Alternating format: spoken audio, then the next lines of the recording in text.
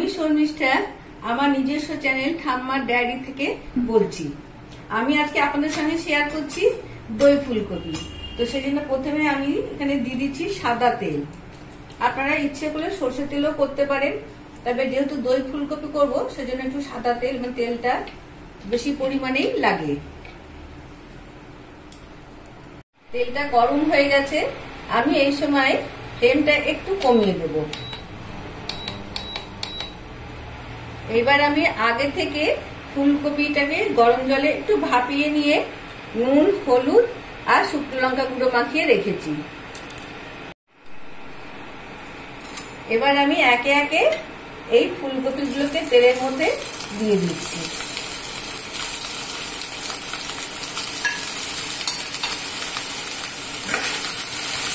দিয়ে ফুলকপিগুলো আমি এখন খুব সুন্দর করে ভেজে নেব।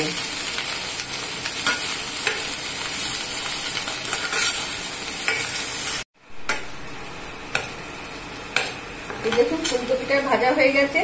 এবার আমি তুলে রাখছি এটাকে একটা ডিশে।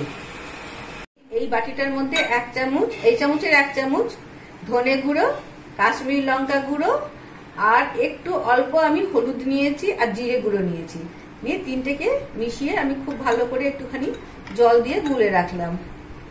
তারপরে আমি এইখানে আমি নিয়ে নিয়েছি এই চামচে 4 চামচ মতন দই। দইটাকে আমি খুব ভালো করে ফেটিয়ে নেব। এবার আমি আমার সাদা তেল দিয়ে দিচ্ছি অল্প করে, এবং এর মধ্যে আমি দিয়ে দেবো কয়েক দানা গোলমরিচ, 2টে এলাচ আর একটু দারচিনি। এগুলো একটু গরম হোক, ফোড়নগুলো একটু গরম হোক।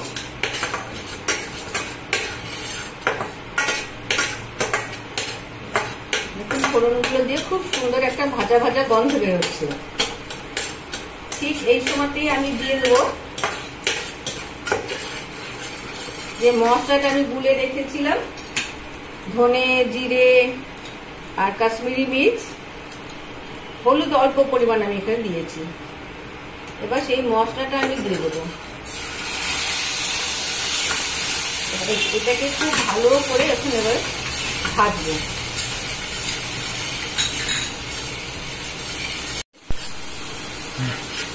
এই দেখুন মশলাগুলো থেকে তেল বেরিয়ে এসেছে। এই সময় আমি দিয়ে দিলাম আগে থেকে ভেজে রাখা ফুলকপিটা।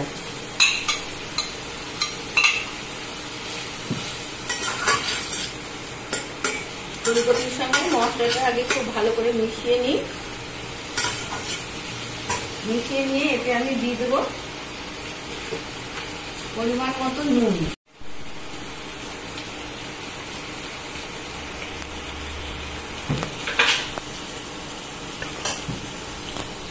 এর মধ্যে মশলা যখন মেখে গেছে, মেশানো হয়ে গেছে, তখন আমার স্বাদ মতো আমি নুন দিয়েছি। নুন, ঝাল, মিষ্টি সব আপনারা আপনাদের স্বাদ অনুযায়ী দেবেন। এইবারে আমি দেবো এর মধ্যে আগে থেকে ফেটিয়ে রাখা দই। দই দিতে গেলে তো সবসময় আমাদের আঁচটা একটু কমিয়ে দিতে হয়, নাহলে দইটা একটু ফেটে যাওয়ার সম্ভাবনা থাকে।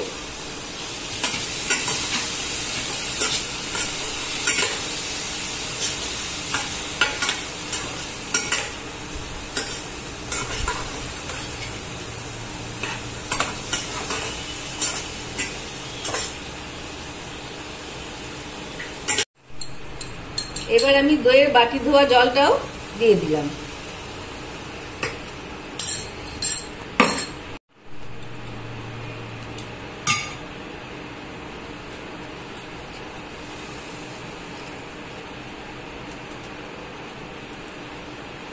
এবার দিয়ে দিচ্ছি পরিমাণ মতন মিষ্টি। মিষ্টিটাও আপনারা যে যেমন খান সেইভাবে দেবেন। আঁচ কিন্তু সবসময়তে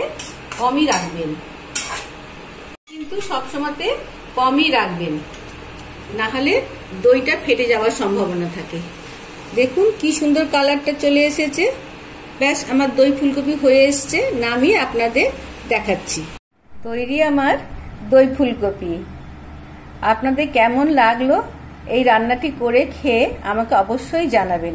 এই রান্নাটি আপনাদের কোথাও কিছু ভালো লেগে থাকে তাহলে প্লিজ একটা লাইক করে দেবেন, যেটা আমার আগে বাড়তে খুব সাহায্য করে, আর তার সঙ্গে সাবস্ক্রাইব করে আমার পাশে থাকবেন। ধন্যবাদ এতক্ষণ ধরে আমার সঙ্গে থাকার জন্য।